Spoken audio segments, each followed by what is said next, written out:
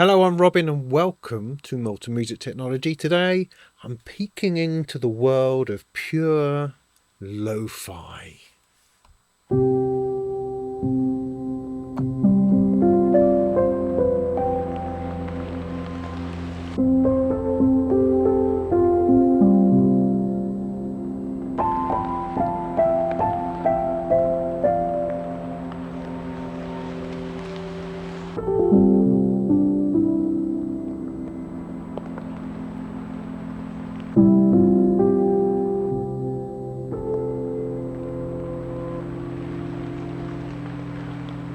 Pure lo-fi is a delicious new instrument from Arturia, part of their, I think, version 11 of their collection. And of course, there's going to be a lot of songing and dancing about the new version, the new collection, the updates to what's already there.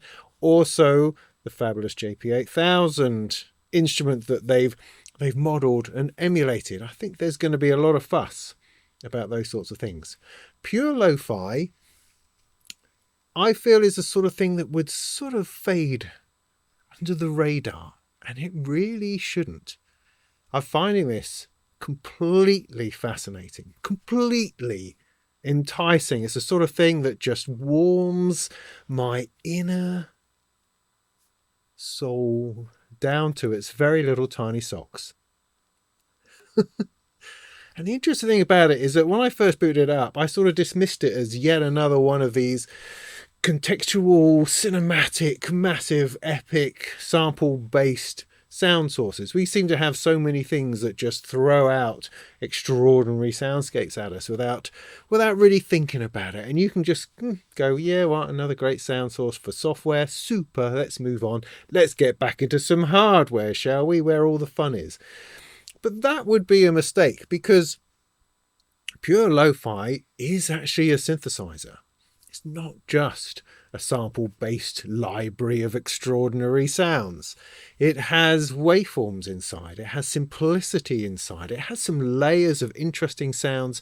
And then upon that, Arturia have built this quite extraordinary levels of degradation. I mean, maybe that's where it appeals. Maybe it's in its worn out, slightly desperate, crackly, lined, greyed, and almost about to fall apart nature.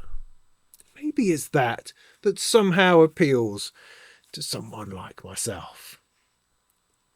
It always feels like it's about to disappear and fall apart. And the beauty of it is that you can have as much or as little as that if you like.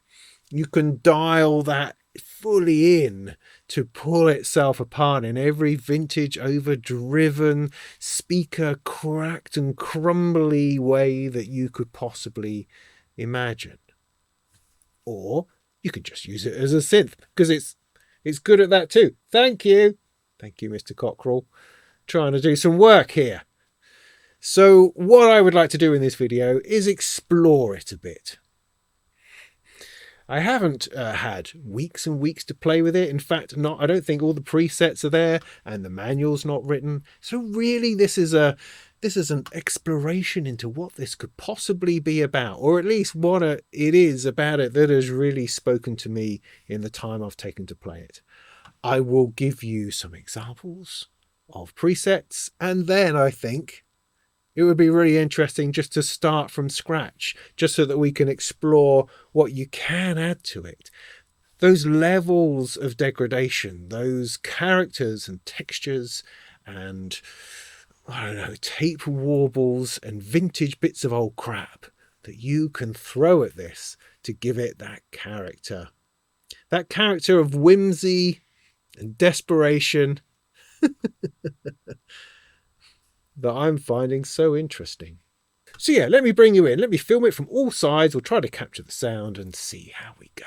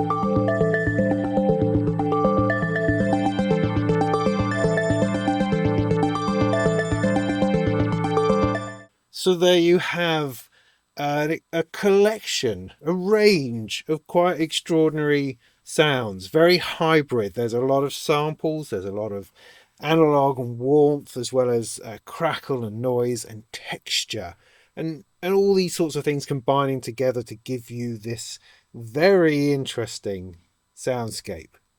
I mean, it is of a certain vibe. There's without a doubt. It has this gooiness, this desire to distort and fall and grip and find itself and move and evolve and wobble.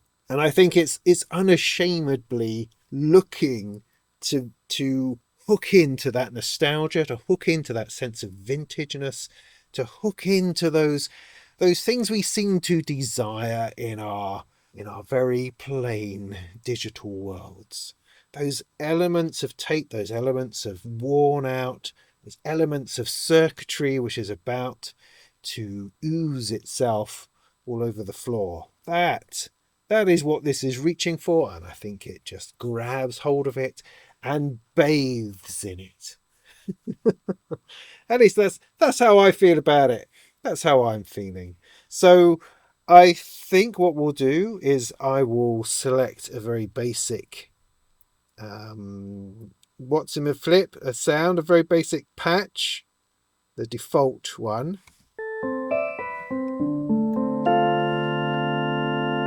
And I will reduce that down even further so we can just look at what the heck it is going on in here. So at the front end you have two oscillators. You have a noise oscillator of some sort, you have a filter, then you've got some effects, and then you have these shovelfuls of degradation that you can throw upon it. And that's evident in all sorts of different places. So if I turn off everything but the first oscillator, we have a number of choices in here. We can have a realistic instrument, which is, a selection of proper, real sounds that you can then use and debilitate. You have a creative sampler, which lets us actually import our own samples, as well as explore the sounds from the realistic instrument bank in a more of a sample-based way, so that we can do sample sorts of edits to it, which is quite interesting. And then you've got a lo-fi oscillator. Simple, waveforms, job done, off you go. So let's begin just with that, the lo-fi oscillator. Then within that, you've got some organ sounds. For some reason, I have no idea. You've got some CS80 sounds. You've got some DX7 sounds. You've got essentially a whole range of different waveforms from different synths and different places, all ready for you to use.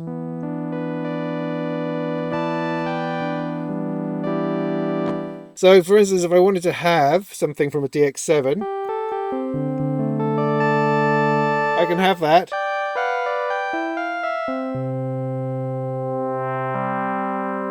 As a waveform, which I can then alter.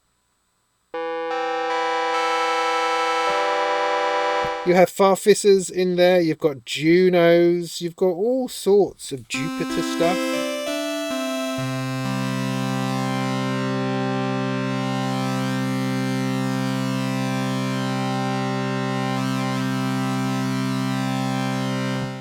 You've then got basic sine waves, square waves, that kind of thing. Got a bunch of digital oscillators. Why don't I put something on and we can go through a few.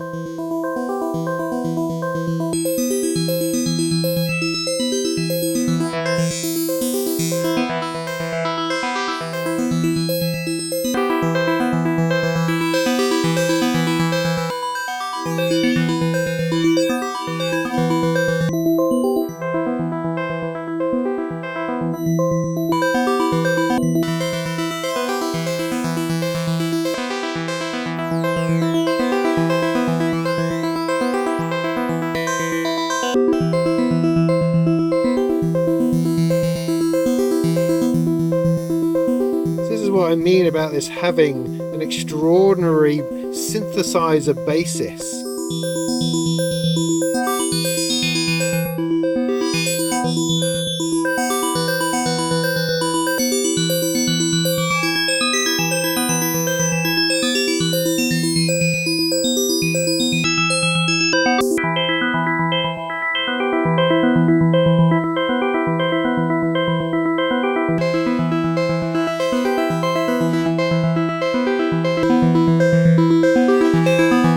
So suffice to say, we have a lot of choices from our starting waveforms, purely just using it as a lo-fi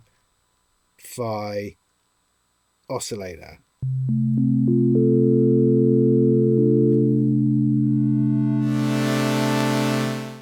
If we switch to the realistic instrument,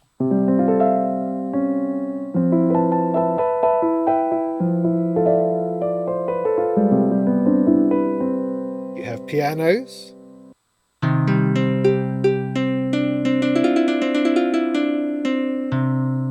various plucked instruments,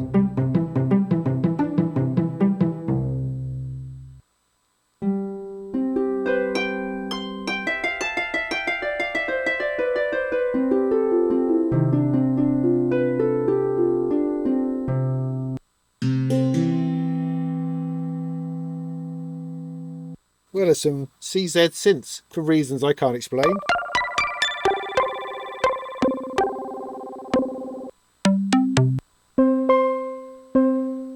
Guitars.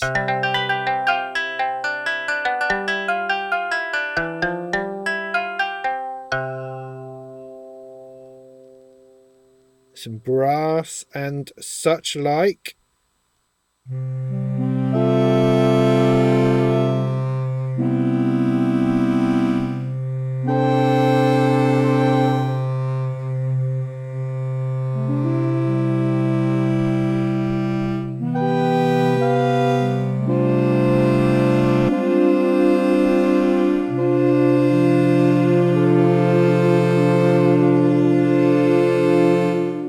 you get the idea. Lots of different starting places of sounds that you can use just by themselves without having to do anything else to them.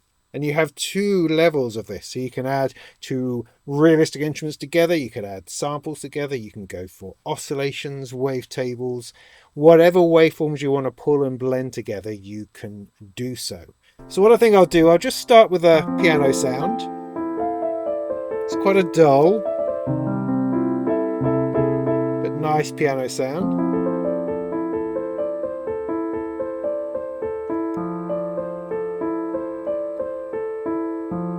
And we'll investigate the great big lo-fi mount knob right there at the top. As you turn it,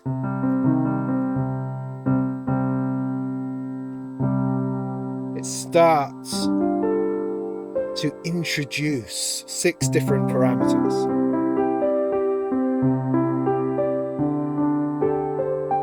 Starts to overdrive. Starts to throw in some wear and tear. Pulls the tone apart. Puts in some tape wobble. Some speaker brokenness.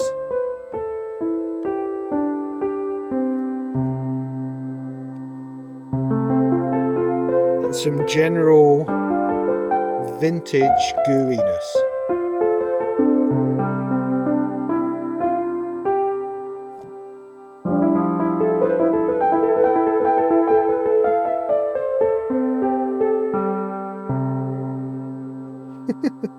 You get 6 knobs over here to affect how much is being pulled in by this sort of macro knob of awfulness. But, you know, it's not awfulness. It's beauty. It's sumptuousness. It's nostalgia.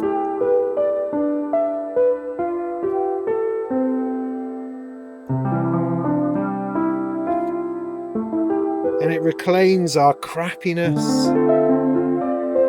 and turns it into something of musical worth. It's beautiful. But that's not all. Because there are different versions of this lo-fi whatever it is. And they are represented bizarrely by these floppy disks. You swap in a different floppy disk and it gives you a different form of vintage sort of cassette degradation. Why you can't be swapping in cassettes, I don't know, but we're going with the digital version of this. So using these buttons here, we can swap to Velvet Frost.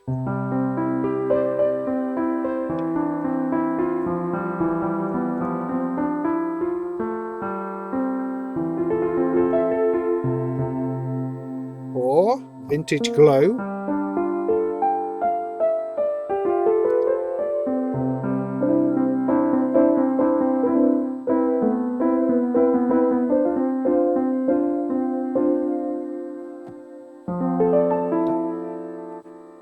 Dim Memories.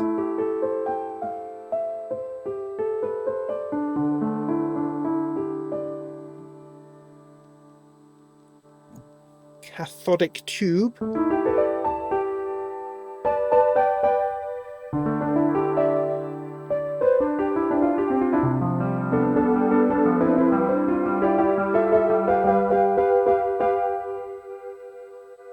Or Fuzzy Line.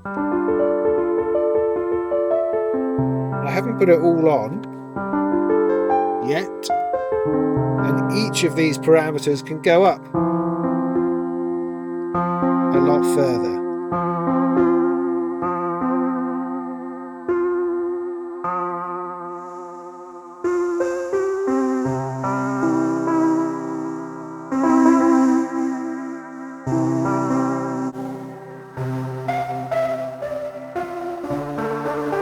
And as you change these textures, one of the things I really like is the fact that the settings stay the same. So it's not moving from a preset to a preset.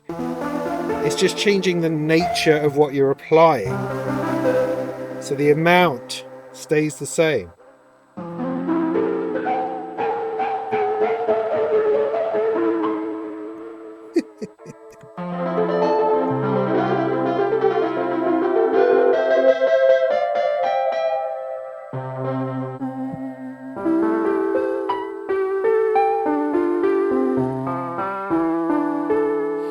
really like this section to be available as a plugin, as an effects plugin by itself. I think that would be a lovely thing.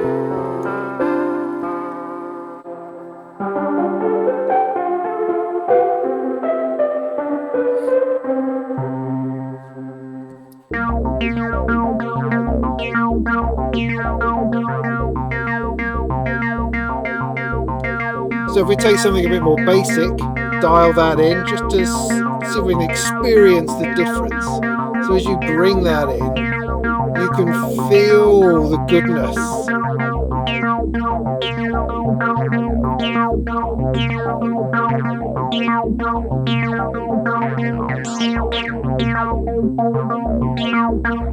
As we step back through our floppy disks,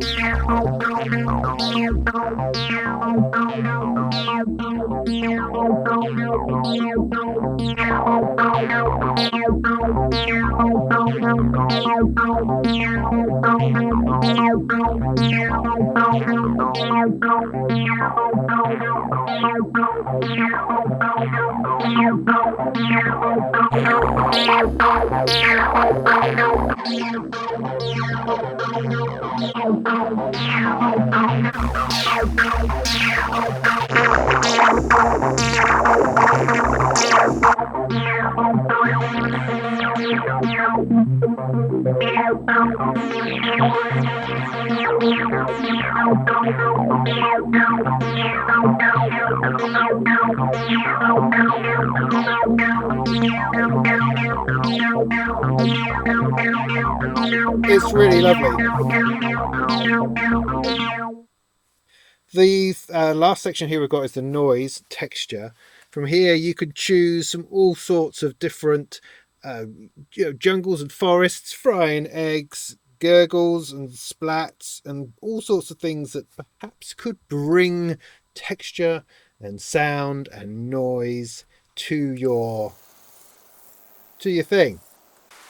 So there's rain, there's water, there's all sorts of stuff. Let's turn that on, bring the level up, see if we can experience it a little bit better than that.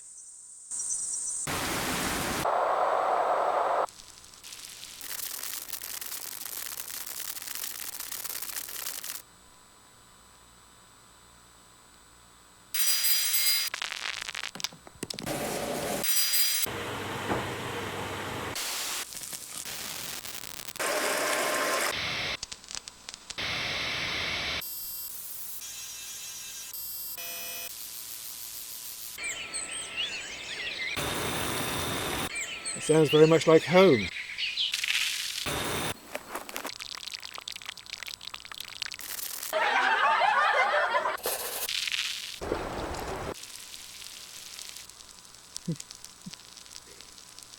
So the idea is that along with your sound, you can bring in a level of texture.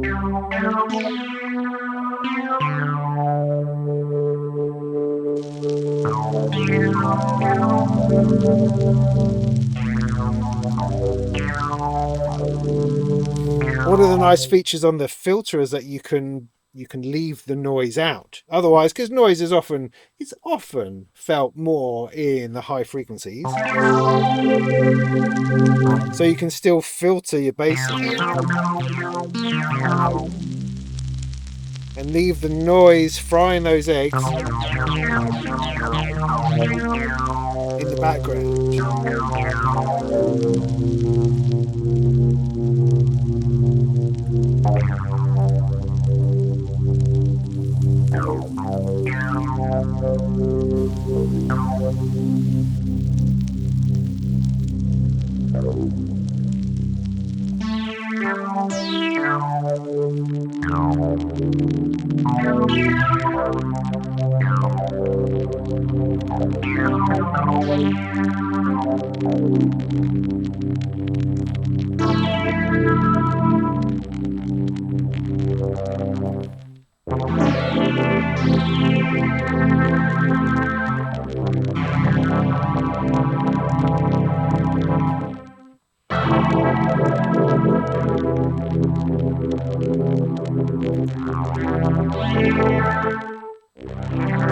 I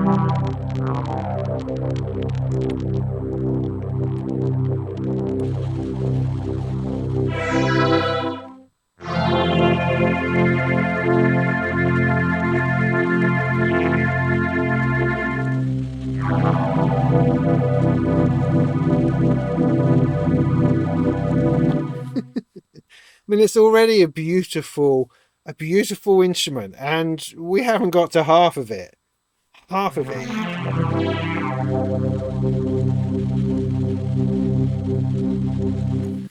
Right, let's have a look at the creative sampler then. So you can choose from all sorts of different samples. You've got wind sounds.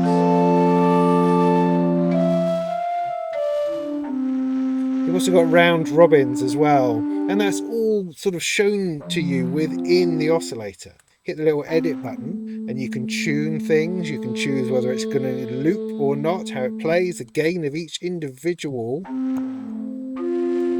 round robin layer.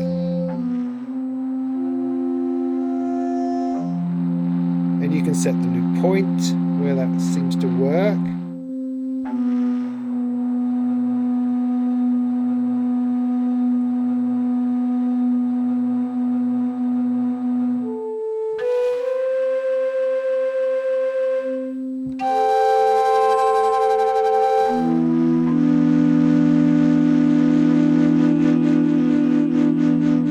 And then, which is quite easy, is that you can choose what that sample is. So you can go down to sample level as to what part of the round robin that's going to be. You can put different samples into different places. So I could take like a piano into that piece.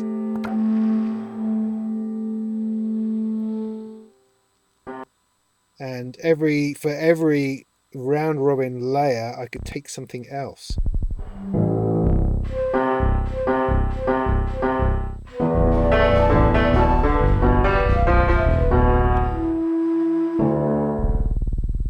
That bass was definitely the wrong choice. Stick a bell in. How about a Glock?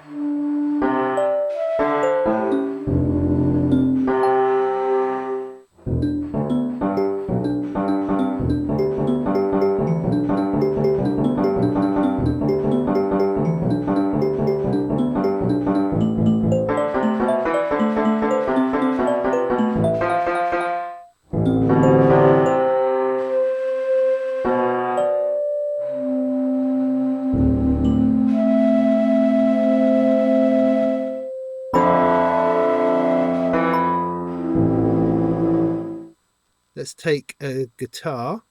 And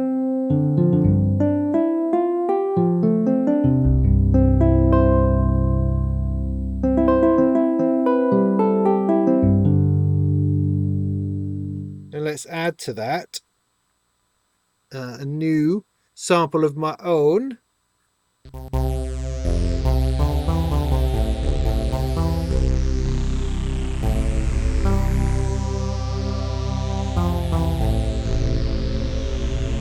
I can then put that together with the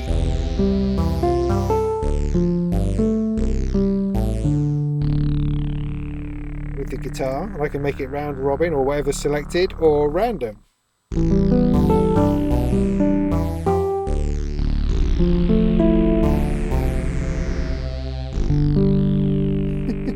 So in a ham-fisted way, I'm just kind of showing you that you can create your own instruments in here.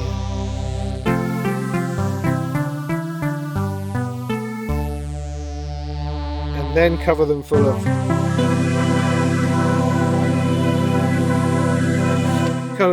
lo-fi potential. But again, we're still not there yet, because there's a whole other section of deterioration that you can add.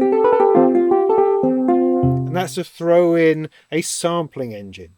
So within here, you've got different choices under this button here of hardware modes. So whether you want it to sound like it's coming out of a CMI or an EMU sampler, an SK1, an SP1200, a Weary 900 or an MPC, you can just throw that on. That's the EMU, CMI.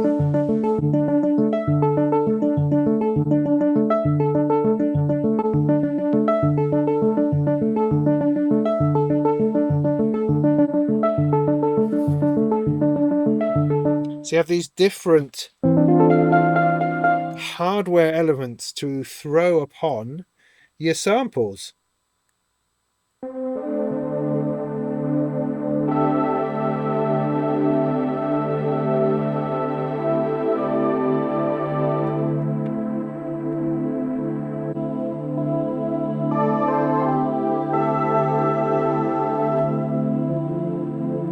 Arturia has their own down the bottom here,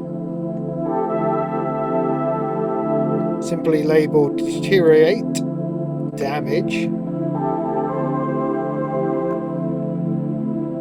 or completely crush.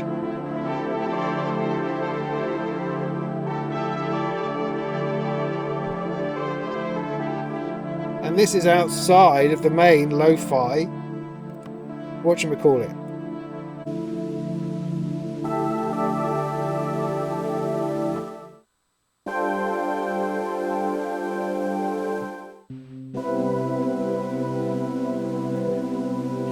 So I'm thoroughly enjoying using a single oscillator, a single sound source, and then layering on the different amounts of lo-fi loveliness and wobble just to create these simple textures. It's gorgeous, and I haven't turned on the noise yet. Now we've got a little bit of rain in the background. Maybe I'll throw on a lo-fi filter.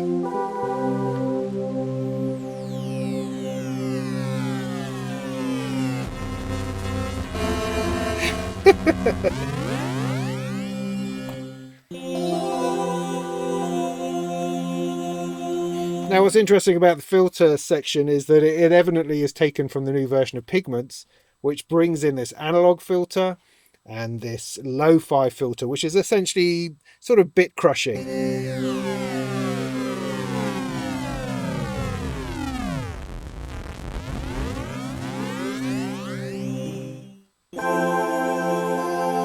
Which is just great.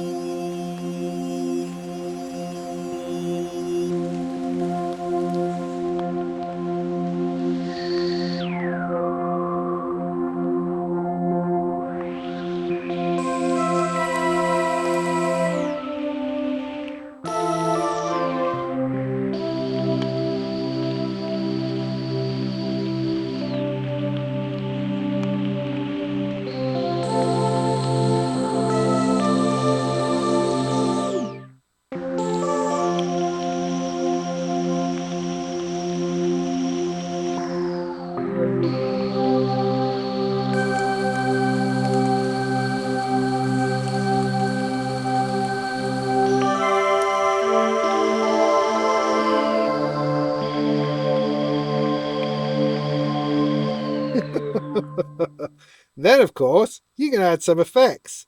Let's stick on a nice reverb.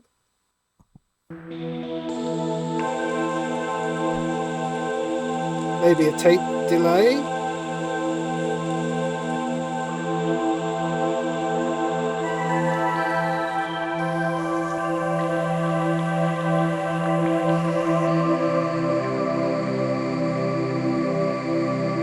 Some unison.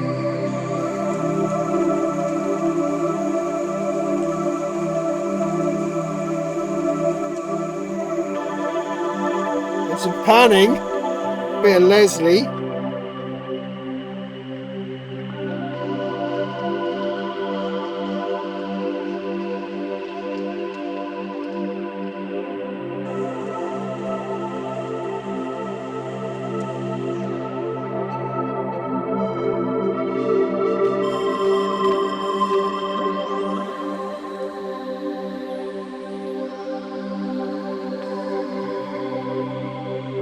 And you've got something like you've never heard.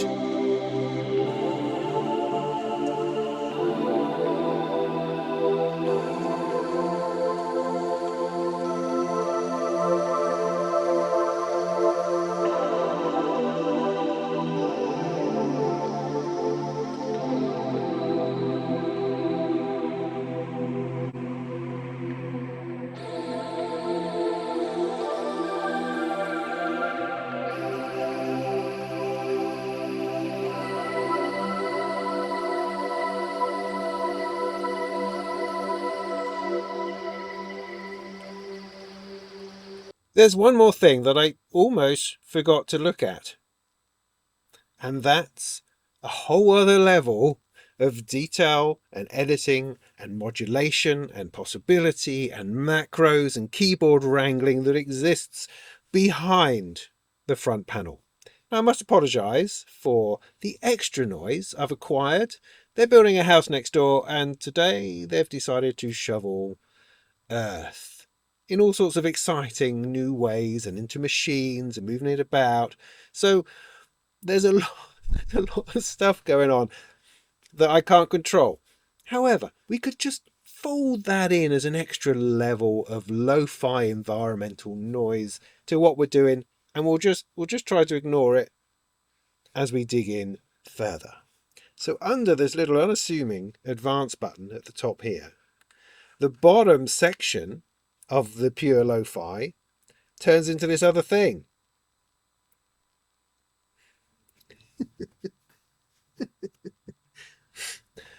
It's only funny, right? Because I've got 2 hours to get this video finished and done and uploaded and ready for the big launch. And I just can't I can't do anything about it. I have to do this now. So, I hope somewhere out there in TV land, you understand some of the frustration and pain I have in my current working environment. And what you should do is support me on Patreon. Anyway. In the main section, you've got deeper information on the two envelopes, the amp envelope and the filter envelope. They are dedicated to the task, and you can explore those possibilities here.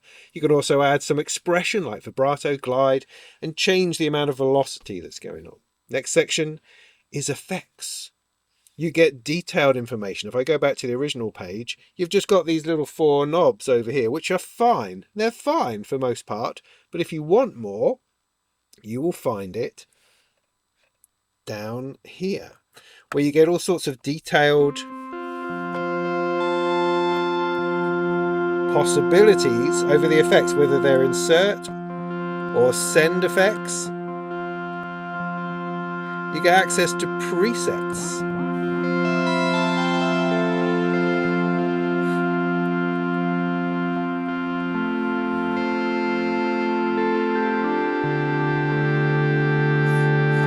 To say the visual information you get in here is really quite sublime. It's subtle and understated. It's gorgeous. It's it's lively and yet soft. It's a really, really nice interface. Everything that Arturia have done here visually to back up what's going on orally is just superb. They've really got the hang of it. I mean, a lot of this, absolutely, most of this instrument comes from Pigments. And Pigments has developed into this really beautiful, animated, exciting synthesizer. And all of those sort of visual elements are brought brilliantly and almost lovingly into Pure LoFi. Anyway, by the by, moving on. So After Effects, of which you have 4, if you so wish, there's some modulators. 3 modulators you can have. You can have an envelope, like so. You can have a function generator, which is terribly exciting. You can have a randomizer,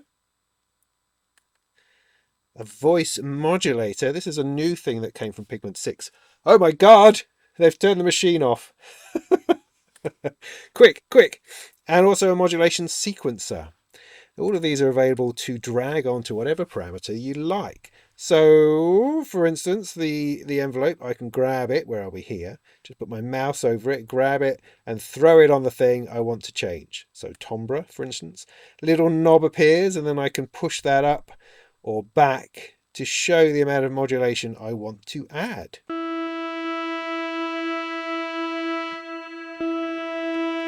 So I bring that timbre back to more of a sine wave.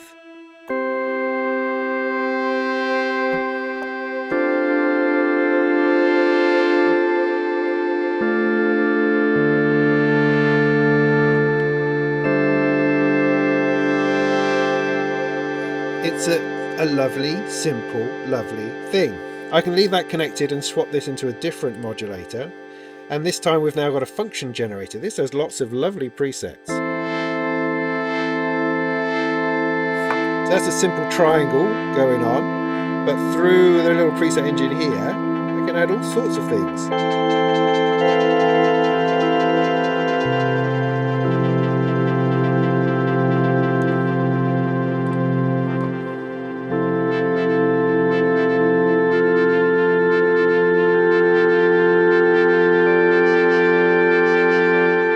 It's just beautiful. There's so much beauty in this instrument. I can't quite believe it. I'm just finding page upon page of enjoyable things to play with. You can draw all of this. You can edit it and change it in any shape or form to create your own functions. You can loop it, one-shot it, all sorts of stuff.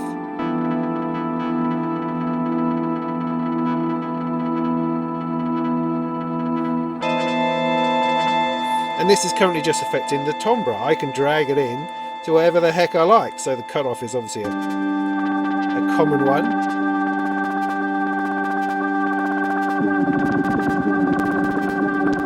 And when you mouse over the whatever it's called, the modulator destination thingy, it comes up and tells you what it is connected to, and gives you an opportunity to change it here as well. So I can just move it about here rather than going to the knob and trying to redo something. So you can tie stuff in whatever direction to whatever you like.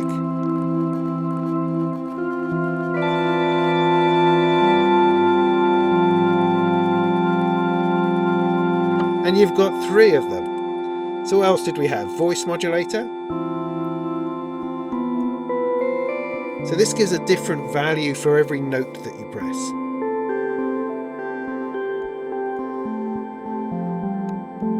Which is really nice. If I turn on the arpeggiator,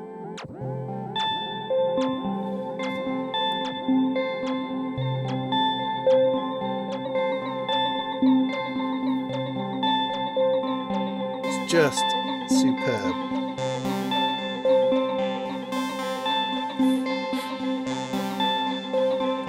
I'm going to let that continue, and with this function down here, I'm going to throw this, I think, onto the main lo-fi knob. I can also throw it onto these individual knobs over here, so everything is pretty much modulatable.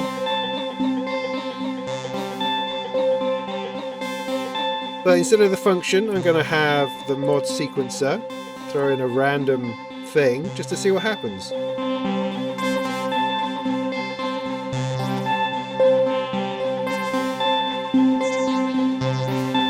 So this is going to throw in different amounts of degradation.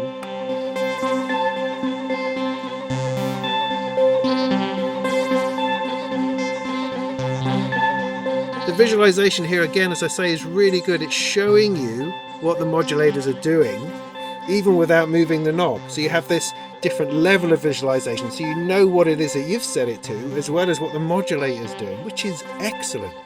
Simply excellent. Oh, we've got the cockerel involved now too. Ho ho ho! Joy is me.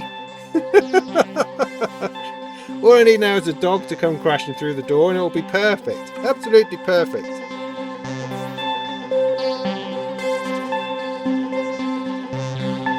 The one thing you can't do is you can't modulate a modulator, which is something you can in Pigment 6. You can now drop a modulator onto the amount knob that is there for something else. I can't do that here, which is slightly odd, I have to say, considering it's a feature of Pigment 6. But not to worry.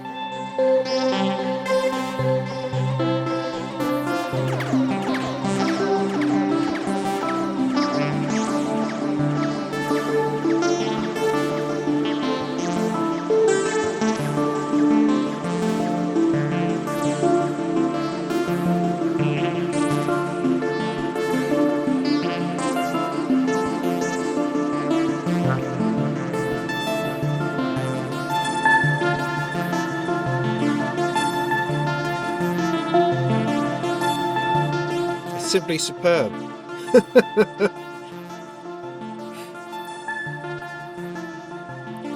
Then further on you've got controls over things like keyboard tracking, velocity, release velocity, aftertouch, MPE, if those sorts of things are things that you are interested in. For instance, aftertouch, which is which one? This one. I can drop aftertouch onto the timbre, for instance, of the organ, and now I can change that by leaning into the keyboard.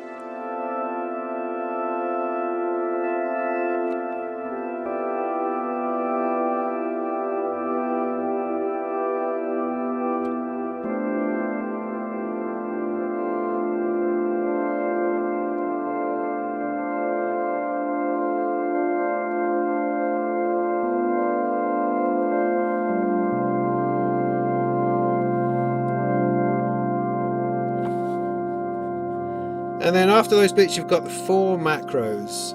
Arturia does love these macros. I've never particularly liked them. I like to do what it is that I want to do with the parameter that I want to do it with. With the macro, you can tie lots of different parameters to a single control, which is nice. It's a thing that people like to do.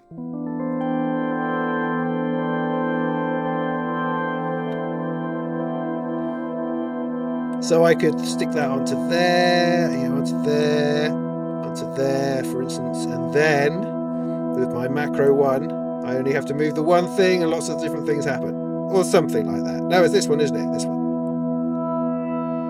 There we go. See, it is brilliant. I just find it a bit of a faff.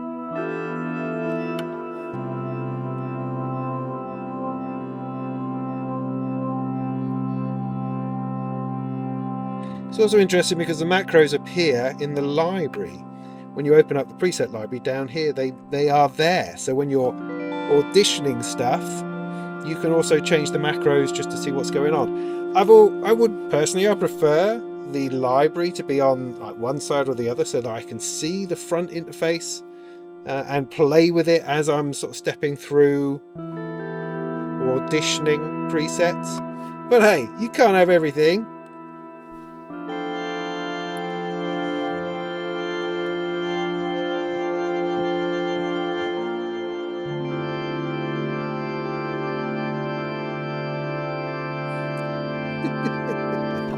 But just time and again, this keeps just pulling smiles out of me.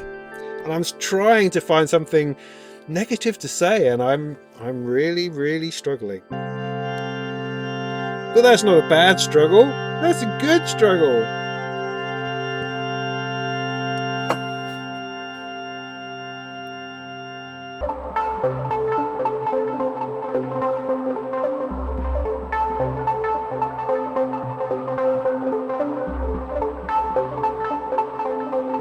Well, I'm having a fantastic time. Something in this, there's something in that sense of deterioration. There's something in that sense that things are not all as they should be. There's a feeling that it has an electricity to it. It has a life to it.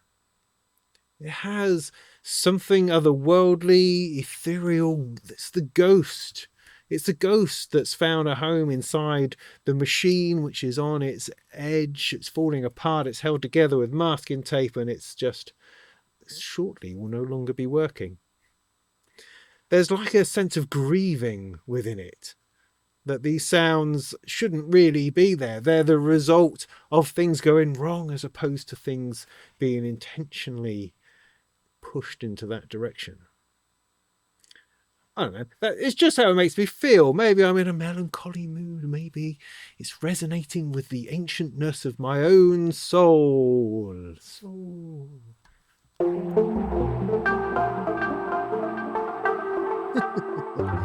All I know really is that it's given me an immense amount of pleasure today. I've enjoyed today.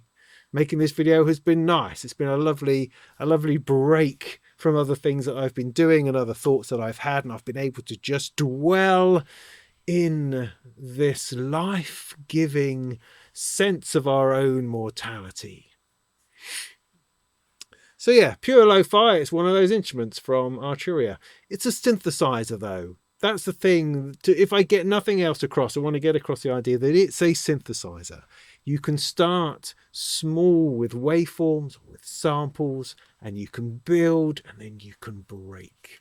And that, I think, gives it something really quite special within, I mean, the vast array of sounds. You would think we're amongst, Pigment 6 and with Serum 2 that's just arrived, that you have access to absolutely every sound you could possibly imagine. But I think new sounds and new senses of creativity come from putting together unfamiliar things. So while we know what a sawtooth sounds like, we know what samples and piano sound like, it's when you start to wedge in those bits of strangeness that you then get delighted by that creative urge, that pulse that pulls you forward, and that cascades into this idea that you can start creating sounds that you haven't created before. Someone else may have done, who knows? Within the vast array of presets we have out there, I'm sure you could find something similar, but it doesn't matter because you're putting it together. You could be using your own samples, your own waveforms, in order to form something new and interesting. And if nothing else, it's a place of enticement and joy and playfulness that is just immensely pleasing. So thanks for that. I hope this journey has been somewhat interesting to some degree.